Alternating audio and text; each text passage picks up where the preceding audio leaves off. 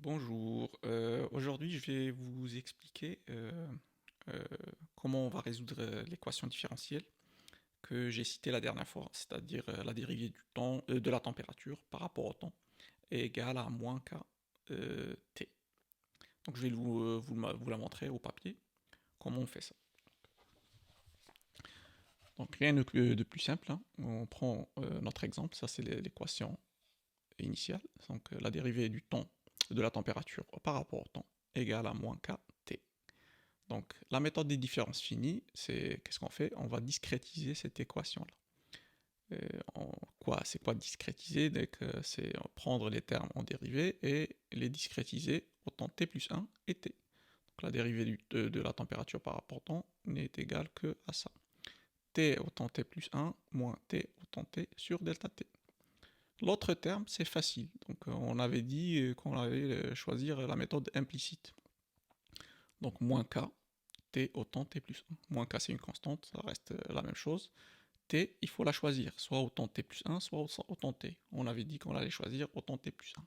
Okay, on pourrait même faire des mixtes, faire un poids de la température autant t plus 1 et un autre poids dans le temps t.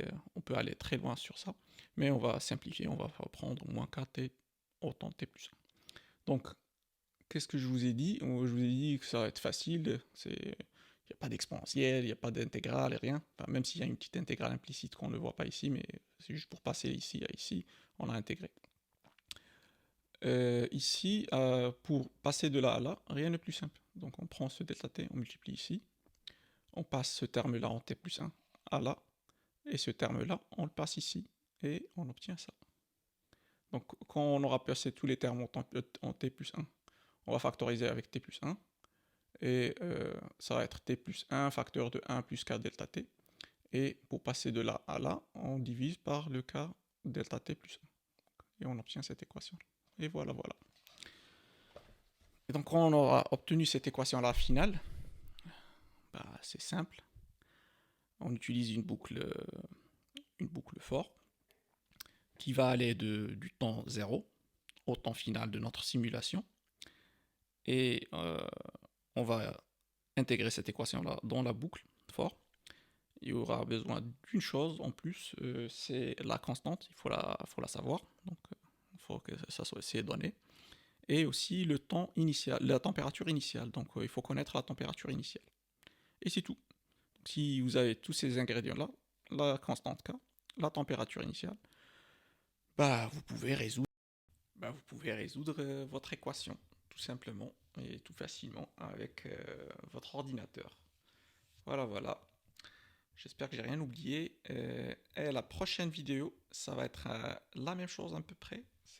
C'est la même équation, mais un peu plus compliquée pour prendre plus. On va prendre en charge plus de, euh, plus de paramètres, on va dire, et avec plus de possibilités. On va jouer avec plusieurs choses en fait. C'est-à-dire, je vais vous expliquer le truc là. C'est l'exemple en fait, ça va être une boule de métal qui a une certaine température et qu'on va plonger dans un liquide qui a une autre température.